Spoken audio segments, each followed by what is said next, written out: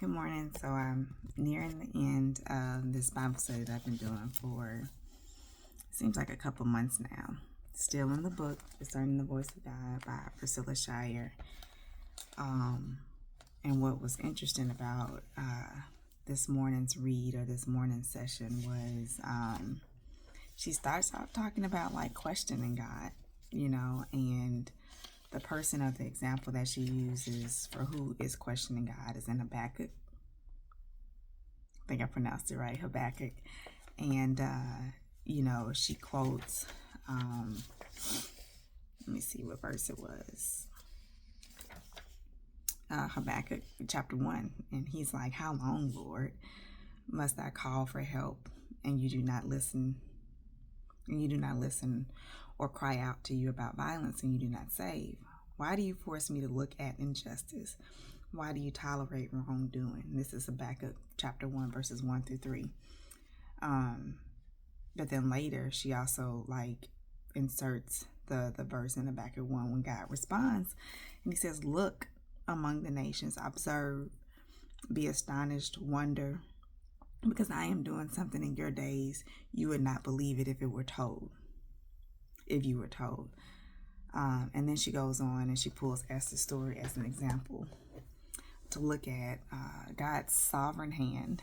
And it was so good because she asked readers of the Bible study to go back to Esther 6 and read it. And just to look at, so it doesn't say anything about God, but you can see his fingerprint, his sovereignty, his sovereign hand, his presence moving all through the situation. So Esther's story, just to recap, she is a Jewish girl, and she's been selected to be the king's new wife, and but he doesn't know that she's Jewish. And her uncle Mordecai and all the other Jews, they're in danger. And Haman, who is one of the king's officer, is antagonistic, to Mordecai specifically, to the Jews in general. So anyway, he's planning to come because he wants Mordecai to be killed. And then this is Esther chapter 6. I'm going to read the whole thing. Try to read it quickly. That night the king couldn't sleep, so he ordered the book of the Chronicles, the record of his reign, to be brought in and read to him. It was found recorded there that Mordecai had exposed Bethana and Teresh, I may be mispronouncing the names, two of the king's officers who guarded the doorway and who had conspired to assassinate King Xerxes. "What honor and recognition has Mordecai received for this?" the king asked. "Nothing has been done for him," his attendant answered. The king says, "Who is in the court?" Now Haman had just entered the outer court of the palace to speak to the king about impaling Mordecai on the pole he had set up for him. His attendants answered, "Haman is standing in the court." "Bring him in," the king ordered. When Haman entered, the king asked him, "What should be done for the man the king delights to honor?" Now Haman thought to himself, Who is there that the king would rather honor than me?" So he answered the king, "For the man the king delights to honor, have him bring a royal robe the king has worn, and a horse the king has ridden, one with a royal crest placed on its head. Then let the robe and the horse be entrusted to one of the king's most noble princes. Let them robe the man the king delights to honor and lead him on the horse through the city streets, proclaiming before him, 'This is what is done for the man the king delights to honor.'" "Go at once," the king commanded Haman. "Get the robe and the horse and do just as you have suggested for Mordecai, the Jew, who sits at the king's gate. Do not neglect anything you have recommended." So Haman got the robe and the horse. He rode Mordecai and led him on horseback through the city streets, proclaiming before him, "This is what is done for the man the king delights to honor." Afterward, Mordecai returned to the king's gate, but Haman rushed home with his head covered in grief and told Zeresh, his wife, and all his friends everything that had happened to him. His advisors and his wife Zeresh said to him, "Since Mordecai, before whom your downfall has started, is of Jewish origin, you cannot stand against him. You will surely come to ruin. While they were still talking with him, the king's eunuchs arrived and hurried Haman away to the banquet Esther had prepared. So in a nutshell, and then in the Bible study, Priscilla Shire goes on to ask different questions to get you to pull out pieces of information.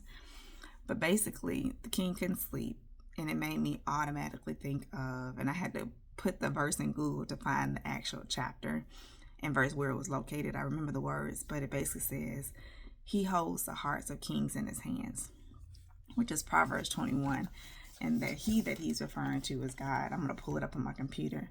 So Proverbs 21 came to mind, as well as Psalms 23, as I was looking at Esther's story. So Proverbs 21:1 says, in the Lord's hand, the king's heart is a stream of water that he channels toward all who please him. And that verse comes to mind from time to time when I'm reminded, like, God is sovereign. Like, people have choice and they have free will. But that verse says he holds the hearts of kings in his hands. They can be shifted in different ways. So when we're praying, like when we're praying for our leadership, but Psalms 23, the part that came to mind was the part that says he prepares a table before me in the presence of my enemies. So basically, just looking at this portion of Esther's story, how you could see God's fingerprint navigating the story. That night, the king couldn't sleep. And of all books, he said, hey, come read to me the chronicles, like basically of what has happened, since he's, reigned. And then for it to be uplifted, like, oh, Mordecai, like he intervened and that saved me. And for him to have the thought, like, I need to do something. What has already been done to honor him? And then to call the person in for Haman, the one who wants to kill him, to be the person who's there. And the way the question was asked, it was asked in a way that Haman didn't know that he was actually talking about Mordecai. So he suggests this way to honor the person who the king delights in. And then since the very person who is trying to hurt the very person who's trying to hurt Mordecai, and to be the one to lead this honoring of Mordecai, has to be God, And so this whole section was about, like, go ahead, God is gracious, he's merciful, he knows that we're frail, he can handle our questions, but also position ourselves. Go ahead and ask his questions, ask the questions that we have, lean into his love, but also lift up our eyes and look,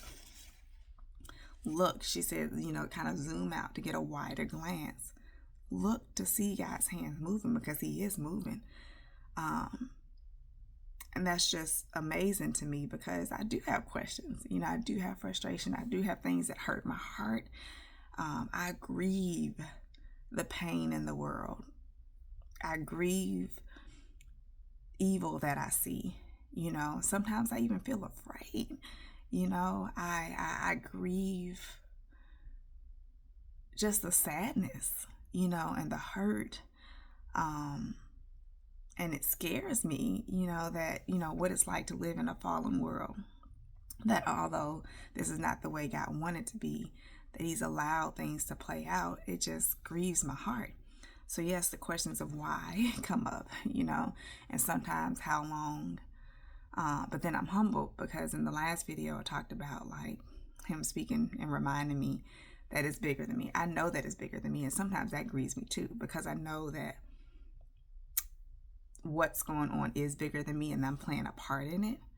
That God does care about me, and he cares about my needs, he cares about my wants.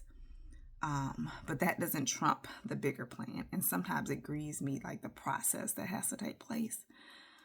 But what I got from today's Bible study is, like, in that zooming out, yes, remembering that that's bigger than me, but God does care about me. Look for his hand and his fingerprint. And then I have to constantly be putting myself in remembrance of, like, what is his character?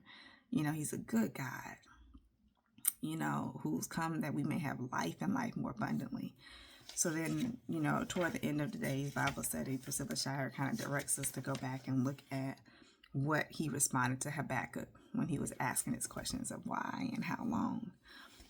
And there were specific things. He said, look among the nations, observe, be astonished, wonder, because I am doing something in your days you would not believe if you were told.